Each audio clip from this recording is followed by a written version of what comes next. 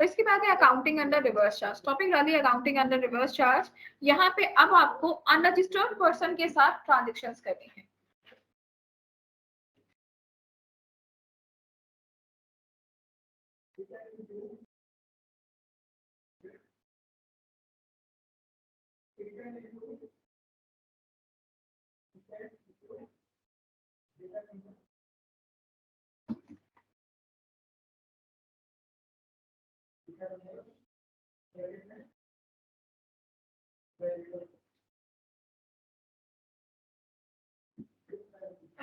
So basically accounting reverse charge है क्या?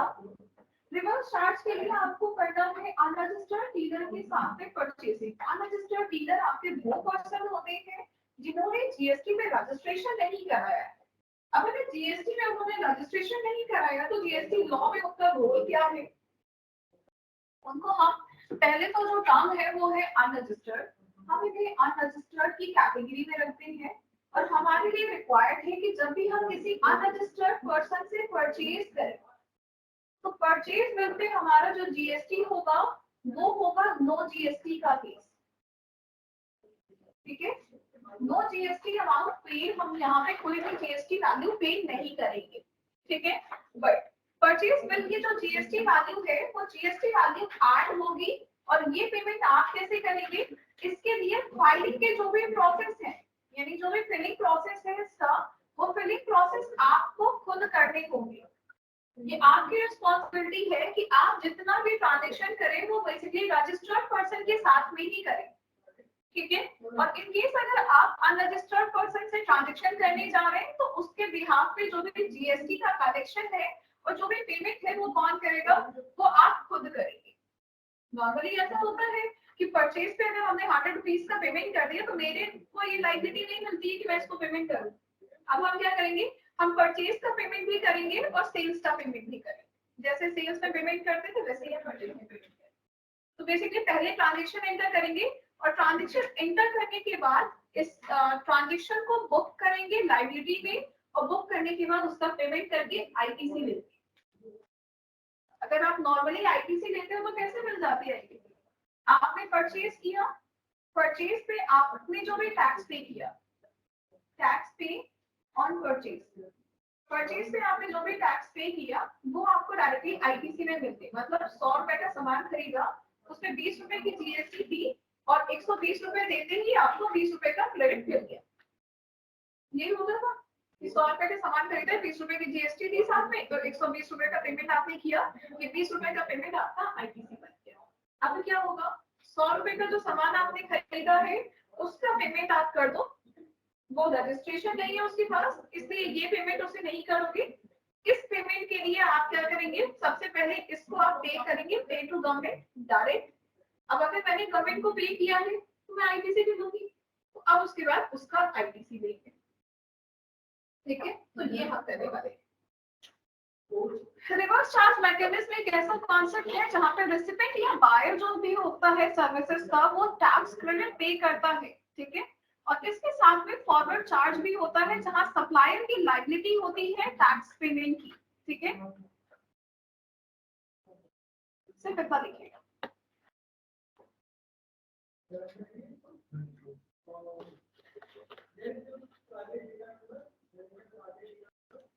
और इसके साथ ये वाली लाइन भी जरूर लिखिएगा क्योंकि यहाँ पे जो रिस्पॉन्सिबिलिटी होती है रिवर्स चार्ज मैकेनिज्म में वो मूव कर जाती है और मूव करके सप्लायर टू बायर पे आ जाती है।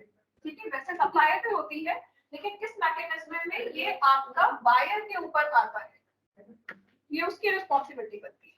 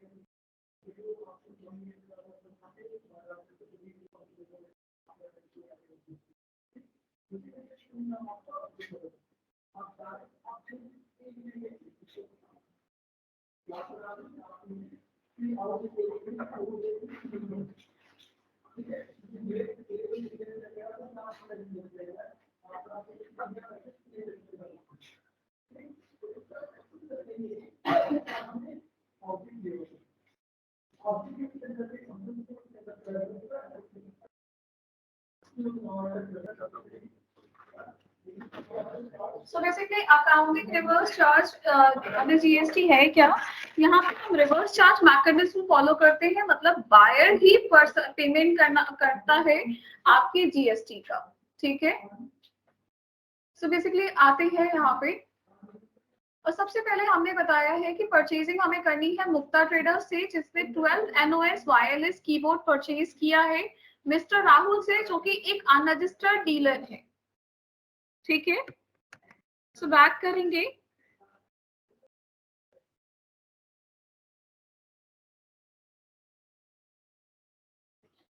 और हमने क्या किया है, परचेज किया है,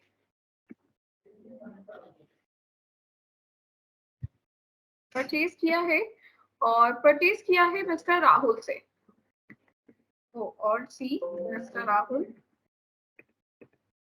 ये हमारे लिए क्रेडिटर्स होंगे बिकॉज परचेज किया है, एंड पैन नंबर हमने यहाँ पे दे दिया है इनका, और ये हमारे अनरजिस्टर्ड केस है। और नेक्स्ट परचेज, यहाँ पे देखिए लिख के आ रहा है purchase from unregistered dealer taxable, means ये आपका टैक्सेबल तो है, और यहाँ पे हमने दिया है क्या, सेल किया हमने वायरलेस कीबोर्ड, और सी वायर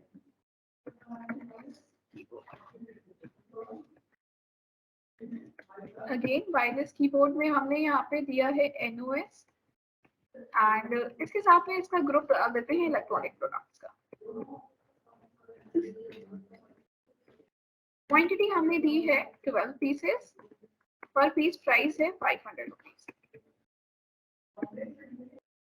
इंटर और ऑल्ट ए और ऑल्ट F1।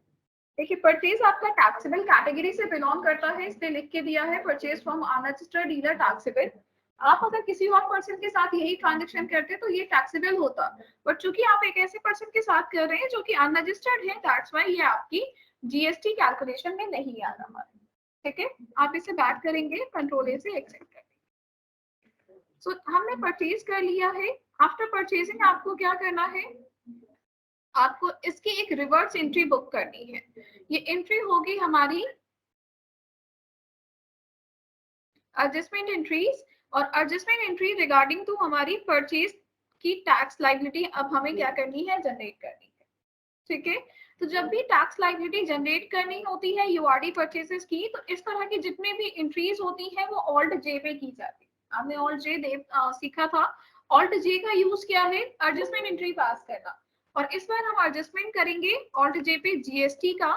और लास्ट टाइम हमने डिक्रीज ऑफ टैक्स लायबिलिटी लिया था कि हम अपनी टैक्स की लायबिलिटी को कम करने वाले हैं, इस बार हम अपनी टैक्स की लायबिलिटी को बढ़ाने वाले हैं। जहाँ 100 रुपए का पेमेंट मिला था, अब 20 रुपए और ऐड करना चाह रहे हैं हम, बिकॉज हमने यूआरडी से परचेज किया है। इंक्रीज ऑफ टैक्स लायबिलिटी, और सबसे लास्ट में ऑप्शन दिया है परचेज अंडर रिवर्स चार्ज, ठीक है, वो हमने सेलेक्ट कर लिया। अब लायबिलिटी किसकी बढ़ानी है, तो यहाँ पे हमें काम करना होगा कुछ ऐसी एंट्री पे, एक लेजर बनेगा tax on URD purchases. Unregistered dealer का जो परचेजिंग है, ऑल सी टैक्स ऑन यूआरडी परचेज, ठीक है। और ये हमारा आ जाएगा, नहीं करेंट लायबिलिटीज, तो फिर दिया नहीं है, ध्यान रखिएगा टैक्स ऑन यूआरडी परचेजेस आपकी करेंट लायबिलिटीज में जाएगा। एंड अमाउंट है 1080 का। टैक्स हुआ है हमारा सीजीएसटी का 540 रुपीज का, और इसी तरह से टैक्स हुआ है एसजीएसटी का 550 रुपीज, ठीक है। 1080 रुपीज का हमने टैक्स यहाँ से लायबिलिटी बेसिस पे जनरेट कर दिया। अब ये जो टैक्स जनरेट किया है इसका पेमेंट करेंगे। पेमेंट के लिए हम जाएंगे F5, ठीक है। इसके लिए हम जाएंगे F5 पे और Alt S प्रेस करेंगे। जैसा हम पेमेंट करते थे ना वैसे ही हम पेमेंट करेंगे, Alt S प्रेस करेंगे। टैक्स जीएसटी पीरियड हमने दिया है 1 अप्रैल से 30 अप्रैल तक का, हमें यहाँ पे एक पीरियड दिया गया है। तो पीरियड हमने दिया 1 अप्रैल से 30 यानी कि 2 मई का, ओके। और ये है आपका रेगुलर, और एक मिनट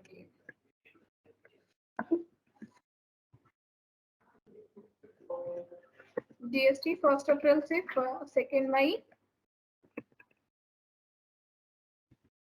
और रेसिपिएंट लायबिलिटी, रेसिपिएंट लायबिलिटी में हमने जो अमाउंट लिया था वो टैक्स ऑन यूआरडी परचेजेस का लिया था, और ये है हमारा अदर केस, और इसमें हमने पेमेंट करना है 1080 रुपीज का। ये पेमेंट हम क्यों कर रहे हैं, क्योंकि अनरजिस्टर्ड का केस है, ठीक है। तो हमने लायबिलिटी बनाई और उस लायबिलिटीज का सेपरेट पेमेंट कर दिया कैश में, यस। और यहाँ पे हमने बताया कि हमने कैश दिया है, बैंक नहीं है। चालान का आइडेंटिफिकेशन नंबर 12345 और पेमेंट की डेट है 2 मई, ठीक है। ये हो गई आपकी पेमेंट। इतना काम आपको करना होता है। ये हो गई इंक्रीज टैक्स लायबिलिटी, और इंक्रीज टैक्स लायबिलिटी के बाद ये नेक्स्ट हो जाएगा आपका पेमेंट वाउचर, ठीक है। तो यहाँ तक आप पेमेंट कर लोगे इसका।